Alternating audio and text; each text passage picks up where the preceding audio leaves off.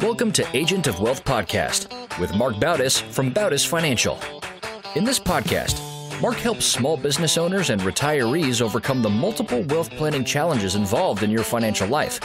We do this by creating comprehensive wealth management plans to guide you towards financial freedom, ensure you never run out of money, and help create a balance in life that prioritizes what is most important to you. Join us for this journey as Marc draws from years of expertise and guest experts to solve the multiple wealth planning issues involved in your financial life. Hello and welcome to the Agent of Wealth with Marc Bautis of Bautis Financial. Today we are talking about using dividends to achieve financial freedom. And boy, that sounds fantastic. Marc, how are you? I'm doing great, Eric. How are you? I'm good. I'm doing very, very well. We're talking about financial freedom. Anytime we can talk about financial freedom, I think that that's a positive thing. Yeah. I think we got so financial freedom, one of my favorite topics with finance, and then dividends are up there as well. So I'm excited about today's show. All right. Where do we start today? So I guess let's start with actually defining what a dividend is. Okay. And we can probably the easiest way to do this is if we let's take a company as an example. We'll take McDonald's. And throughout the year, McDonald's sells a lot of Big Macs, and they have their expenses of producing these Big Macs, of marketing, selling. But at the end of the year, let's assume they have a profit. Mm-hmm. And what they have a couple of options what they can do with that profit. So the first one is they can reinvest them back in the company. Maybe they want to start up some more locations, or they want to do the research and development on a new burger. They can use it to acquire another company. So let's say there's some other business line that McDonald's wants to get in. They don't want to do it themselves, so they just go in and purchase a company. They can keep that profit as cash on their books and use it however they want to in the future. Mm-hmm. They can buy back shares. So what this is, let's say there's a million shares of McDonald's that are out there and all these investors have it. They can go out there and use that profit to buy a portion of the shares back. Usually the most common reason for doing it is it'll give a quick or short-term boost to the stock price. So that's another option. But what we're going to talk about today is they can pay that profit back to the investors, back to the shareholders as what's called a cash dividend. That's really they look at how much profit they have, how much money they want to give back, and it's really you can look at it as like a bonus, or the investor can look at it as a bonus. They usually receive it quarterly, so every 3 months. If McDonald's declares a dividend, an annual dividend, it would get split into 4 equal payments over the year, and it goes back to the investor, and the investor does whatever they want with it. Okay, so why would they do that as opposed to? Obviously, they're giving cash away in what it sounds like, right? And they're giving cash away mm-hmm. to the investor. Why would they do that instead of using that as cash reserves or doing something to, reinvest, like you said, maybe double the size of the McRib or something? I don't know. It's just a dream of mine, but other than that. Yeah. So they're going to look at it and think, where's the best use of this money? And, it may be, coming up with a new McRib sandwich, or they may want to reward the shareholders or incentivize the shareholders to either stick with McDonald's, loyalty, keep their shares, or buy more of their shares. So you can look at it as a reward or incentive that the company pays back to the shareholders. Now, can you use a dividend? Like if you're going to be getting a dividend, can you just say, instead of the dividend check coming to me, can you just assign me however many shares that dividend will buy? Exactly. And we're going to talk about the benefits of dividend paying stocks. And that's one of them is that once the company declares a dividend and pays that dividend to the shareholder is free to do whatever they want with it. They can reinvest it in this case, we're talking about McDonald's. So they can buy more McDonald's shares. They can buy shares of another company, or they can take that cash and, use it to pay for their living expenses. Mm. So that's one of the reasons why dividends are very popular, and I'll almost call them the Swiss Army knife of investing tools, because they can really solve a lot of problems when it comes to finance. And they're great for all, for most people, they fit the profile of being a good tool for, I've seen people, someone has a child and they start buying dividend paying stocks on that child's behalf. So it can be good for someone who's young. It's also great for, on the other side of the spectrum, for someone who's retiring and wants, predictable income to come in and pay for their expenses. A lot of times you think, oh, bonds, fixed income, but dividends can also, play that role as well. You said predictable, right? I mean, that's correct. You gave the example of somebody in retirement. They want a predictable stock that's going to be paying them dividends, but it doesn't mean that they're always going to get dividends. What if they don't make the profit that they thought they were going to, and how predictable really is it? Yeah, so I think what we'll see is that dividends are a lot more predictable than you would think, even though that company always has the choice of what to do with that profit. And the reason is, once a company declares a dividend, they hold that dividend sacred. They'll do anything they can to not cut that dividend or not pay out that dividend. So these companies, once they issue a dividend, usually what you'll see is that they'll do whatever they can to pay that dividend out. And even over time, they want to be increasing that dividend because it gets them into this classification of dividend paying stocks that's really appealing and people really like to invest in. So yes, it's definitely not guaranteed that they're going to pay a dividend out, but the company does whatever it can to make sure that they do make that payment. Yeah, and I guess really it is all about that loyalty and that excitement. As they're able to pay out more people are going to be paying attention. More people are going to be more loyal to that company, seeing that they're making that effort, which again, like you said, raises them up into the stratosphere of a dividend paying stock. Or how do they get that rating? Yeah, so I wouldn't say it's a rating, but I'm definitely seeing there's more awareness within the investing public to dividend paying stocks. And, there's probably a lot of different reasons why, but people are asking me about them. They're wanting to invest in them. And, there's different ways to filter out what dividends, fall under this category or this category. And we'll go into some of the details on how you can select these dividend paying stocks, but they're great tools because they have that, I'll call it predictable cash flow. So you're getting that cash payment which you're free to use, but also they're a stock. So over time, theoretically, the price of the stock should appreciate as well. So you're getting growth along with that cash flow piece of it too. The industry that these dividend paying stocks usually fall under are some of the, and they're still stocks, but some of the more market resilient industries that are out there. So like a lot of utilities are dividend paying stocks. So, even if the market takes a downturn, you're still going to heat your house. You're still going to, want the electricity on in your house, or pharmaceuticals or consumer staples. Like I said, even if the market has a bad run, you're still going to brush your teeth, or you're still going to need to take your medicine. So a lot of them are resilient, and I don't want to use the word safer, but you usually see less volatility with the stock price, which investors like that. They don't want to see their stock price flying all over the place. Yeah, absolutely. So what are some other benefits? So they're good for both retirement accounts and taxable accounts. So they kind of can fit both. They're good for retirement accounts in the sense that in a retirement account like an IRA or 401k, you get to defer any of the gains or interest or dividends that are in there. So they're perfect for that. But also in the taxable account, their qualified dividends are taxed at a rate of 15 to 20%, depending upon what your income is.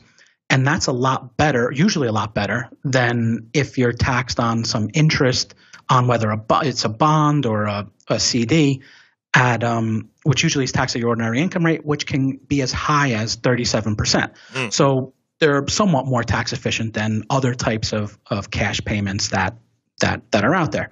I usually equate them, a dividend paying stock, it's very close to a rental real estate property, which we talked about in episode 20. So in the rental real estate property, you have, your tenant paying their rent, and, assuming that the rents are, cover all the expenses, there'll be a net income or a cash payment for you each month. But also you can expect the house to appreciate over time, and a dividend paying stock is just like that. You get that cash payment of a dividend, but also you get, the best of both worlds where you get some growth with the stock price as well. Mark, that sounds great. All those things sound like, possible positives, right? I mean, the possibility of having those things, that would be great. So I'm going to ask the question that's on the flip side of this coin. Are there any mistakes investors make when it comes to trying to pick these types of dividend paying stocks or really wanting to go after them? Yeah, there's one big one that I see all the time, and it's called reaching for yield. So before we go over that, I'll show you how you can calculate the yield, the dividend yield that a stock is paying. All right. So let's assume that a particular stock, it trades at $10 a share. So that's its stock price. Okay. And it pays a 50-cent dividend for the year. If you do the calculation, divide the share price by the yield, it comes up with a yield of 5% per year. Now, we previously talked about how investors will filter out, what's dividend-paying stock should I buy? One of the main ways that they do it is they just filter out and say, tell me the stocks that are paying the highest dividend, right? Because if you look at it, would you rather have a stock that pays a 10% dividend or a 3% dividend? Oh, I'm going 10%. Yeah, exactly. And most choose that, but it's sort of a gotcha question, because the dividend yield is not the only piece of the stock that you should evaluate when determining whether to pick it or not, because there's dangers in this. Because what happens is a lot of times that yield gets high to that 10%, because remember we talked about how they calculate the yield is based off the stock price. Mm-hmm. If the stock price goes down, that yield, it has an inverse relationship with the yield, and the yield goes up. So if we use the example we just talked about with $10 a share, and we'll just keep it simple and use that they pay $1 per dividend, its yield is 10%. Now, if the stock price drops to $5 a share and they're still paying that $1 dividend, now it's showing that they yield 20%. Mm-hmm. And you might think, this is great. I can get a stock that's paying 20%, a 20% dividend. But you didn't realize you just lost 50% of the stock price. Yeah, I just lost a ton. I don't like that. Can we go back the other way? Yeah, let's reverse and go back the other way. I like the other way better. Wow. Exactly. So when evaluating a stock, you want to consider the stock's total return.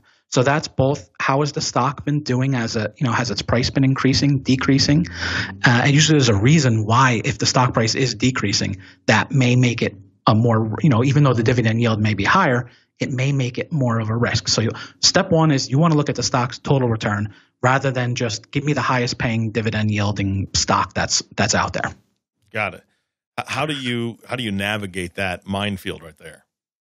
Well, it's a couple different ways. One of them is when I look at dividend paying stocks, I want to see dividend or companies that have increased their dividends over time. And what that means is, so let's say this year their payout is they're paying $1 per dividend per share for the year. I want to see next year that they're paying $1.25, and the year after that they're paying $1.30. And I really don't care how high it's going. I mean, obviously the higher that they're raising it each year, the better. But I just want to see them make that commitment to increasing it every year. And the data is out there where you can research these companies and you can look and you can see companies have been increasing their dividends for 30, 40, 50 years straight. Wow. Yeah. So that really goes toward, to the strength of a company. So if a company can continually raise their dividend, so that's not even they maintain their dividend, they didn't cut it any years. They've continuously raised it every year. So even when the market is bad, we in the 2008, 2009, and every other recession, depression, bear market, pullback, there are companies out there that have just continuously plowed ahead and raised their dividend. How could they possibly do that if their stock is going down? It's based off of, so the stock prices will go up and down, all the time, for various reasons. But the cash or the profit that they make, that's they're just well managed companies well manage their profits. So a company can't pay dividends if it doesn't have cash to do so. They can't just pull money out of the air to pull the dividends. They actually have to have profits to be able to make that dividend payment. Mm-hmm. So one of the things you want to check for is what's called a payout ratio. And what this is you look at how much profit did the company make for the year, and of that profit, what percentage of it are they paying out as a dividend to their shareholders? And you want the lower that percentage, that payout ratio percentage, is the better. So let's look at a simple example. All right. So let's say a company has a profit of $2 a share for the year and pays $1 dividend. That means that its payout ratio is 50%. So very straightforward. They're taking half their profit, and that's what they're paying out as a dividend. Now, if the company's payout ratio is lower, that means they're keeping more cash on the books. They're not, going all the way in and, sending out every cent that they have as a dividend, which would be great for investors, but it also makes it a risk that, something's going to happen and they're not going to be able to pay out that dividend. So you want to look for a payout ratio of, usually 60% or less. Anything above that could be a danger to, at some point, they cut, squash, eliminate, their dividend. So that's another tool that you want to use is you want one, check what the total return is for the stock. Is the stock price growing? Is the dividend a reasonable dividend rate? Is it extremely high? Usually if it's extremely high, that's a red flag. So we have total return. Then we want to look and see, can we look and search for companies that have increased their dividend over 10 years, 15 years, 20 years, and even longer than that. And then the third thing we want to do is we want to look at the payout ratio. And we want to see how safe is this dividend if, for some reason they don't have, a year where their profits are as good as they've previously been. Will they still be able to make that dividend payment? So those are three criteria that I use to select to construct a portfolio of dividend paying stocks. And here's the thing. For the average listener like me, I can't do all that. I mean, that's just it's overwhelming to take all those things into account. You explained it very, very well, but I'm assuming you do this for clients upon request. Yeah, and there's really a couple ways that someone can go about, building these dividend paying stocks and constructing a portfolio. You can look at the three criteria that I just gave, and someone can go and do it themselves, right? Try and get all the data that they can, start filtering, stocks out and pick a portfolio. Second option is they can have someone like myself do that, who has access to data and access to filters and technology that can screen companies that fit a certain criteria. And then there is a third way. You can actually use there are now exchange traded funds or ETFs that can fit some of these profiles as well. So you might say, I want only companies that have increased their dividends for the past 25 years, and there's a fund for that. And if you want to say, I want to invest in companies that have a payout ratio less than 50%, you can find a fund for that too. And a lot of times part of it is you want, to construct the portfolio of different funds. So you may not just want the large cap companies that produce dividends, but you also want to diversify your dividend paying companies as well. There are small cap companies that pay dividends. There are international companies that pay dividends. And you want to use that same approach, those same criteria across the board. And what at the end result is you want a portfolio of these dividend paying stocks. That's what you're trying to construct with it. Absolutely. All right. So next thing is we want to talk, all right, so how do we then use these dividends to get build up that passive income or achieve the financial freedom? So you might have guessed the step number one is usually the hardest, but it's to get started. Yeah, get right.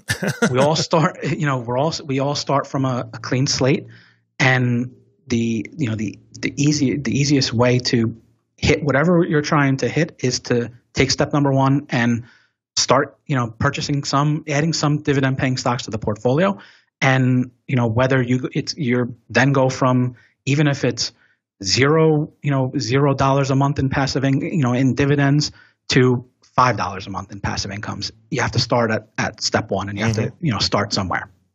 Yep, makes sense. Step two is what I usually find. Most people are who have success with building these portfolios that provide passive income, or trying on that path of financial freedom, is to do automation. So automate the money. Have this dividend paying account that you're going to dedicate to dividend paying stocks. Step two is automate some money that goes into there each month. It could be as small, whatever it is, small as 10, 50, to as, obviously the larger the better. But step two is automation. Everyone talks a lot about 401ks, but one of the reasons why 401ks work so well is the automation piece of it. Absolutely. You go in, you set your paycheck. You go in, you look at your 401k, and you say, I want to contribute 5% or 10% of my paycheck to my 401k. And boom, from then on in, before you even see your paycheck, that money comes out, goes into a 401k.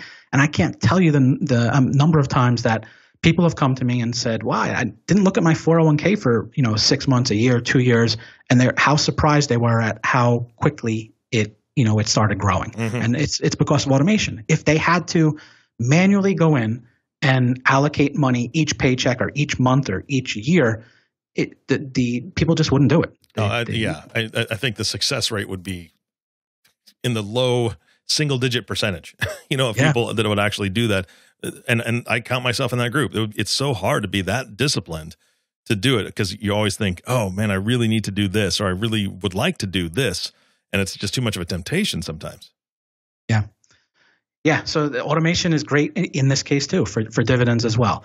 Then the next thing, which is probably the most important piece of this, is reinvesting the dividends. If you don't need the cash to pay for living expenses or for some expense, reinvest the actual dividend that you're receiving, because what this does is now it compounds. So let's say you have 100 shares of, and we'll use McDonald's as an example, and McDonald's is paying you that dividend each year. If you can, like I said, you can take that dividend and do whatever you want with it. Go buy a car, or but you can also reinvest it each time you get it and increase the number of shares of McDonald's that you have. So you can go from, let's say you have 100 shares, McDonald's pays out your dividend, now you have 105 shares. Now you're getting, the next time a dividend's paid, you're getting paid a dividend on 105 shares, which then you take and reinvest, and now you have, let's say, 110 shares of McDonald's. Now you're getting a dividend on 110 shares, and you take that over time, and that's really how you amass wealth or really build up that passive income stream. Mark, can that be automated also? Of course, yeah. Oh, so yeah, that's great. The other piece of it is automate that as well. Same drill. You don't, you set it up. You don't have to go in and manually allocate that dividend that comes in. And when I say reinvest it, you actually don't have to invest it in the stock that the dividend came from. Some people will actually take the dividend from one stock and use it to build up a position in another stock. So you can take that McDonald's dividend and use it to buy up, to buy shares of Apple stock. And that way it's sort of, it's just a natural way of diversifying a little bit, instead of having that concentrated position in, McDonald's and whatever other dividends that someone has. And I'm obviously just using McDonald's as an example here. Gotcha. We're not endorsing the McRib, although very tasty. All right. So what else do we have to cover in this? I mean, what other steps do you need to do to hopefully find that financial freedom, or at least get that passive income? So the last piece that I would do, and this goes for any type of goal, whether it's financial, health related, or anything, is track it. And there is something to seeing progress, even if it's small progress over time. So the way to do it is you start out at zero. So you look at and you track what is the monthly dividends that I am receiving. So if you're just starting out, it's zero because you haven't bought anything yet. But let's say you buy one stock or one ETF, and now you're getting, let's just say, $10 a month in dividends. And now you're automating your savings, and these stocks or ETFs are paying dividends, and all of a sudden that quickly grows, and now you're getting $100 a month in dividends. And a couple months later or a year later, it starts turning into $1,000 a month later. And now you can really visualize the growth, and it also helps you, as the investor, keep pushing towards it, because you see the improvements, and you see getting closer to that goal, that financial freedom goal, whatever that number is. But dividends are, that's a tool that helps you get there, and tracking it, it's just proven to, enable more success than if you kind of didn't track it. Yeah, I think that it really becomes a very rewarding experience being able to see that, because whether we see the money going in or not, it's still in our brain registers as a quote unquote sacrifice. I'm sacrificing something else to make sure that this future is my financial freedom is more secure, or my retirement is more secure.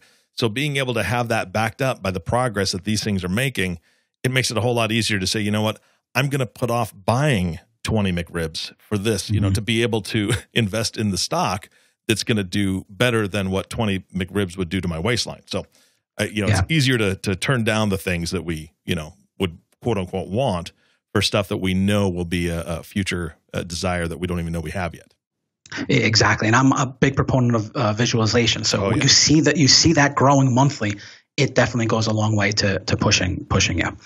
And there are two ways that people usually track it. So you can do it manually. You can create a little spreadsheet, put the months on the top, and your dividend paying, whether they're companies, stocks, or funds on the going down on the left side, and what they pay each month, and you can tally it up. Or one of the tools that I have will generate a report that shows how much income all of these investment dividend paying stocks or funds are generating, and it produces an output looking the same as that spreadsheet that we just talked about. And it's something that I review with clients, and we track the progress of it. So I've had clients that are on all levels of paths of creating that financial freedom, and we have clients that are just starting out, and some that are over $20,000 a month in generating these incomes. But it's not an overnight. You get to that massive income overnight. It takes discipline, it takes time, and it takes a strategy involved in it. But it's definitely something that can be done. Yeah, that sounds fantastic, because I don't want to do it all myself. I don't want to input all the numbers and do all that.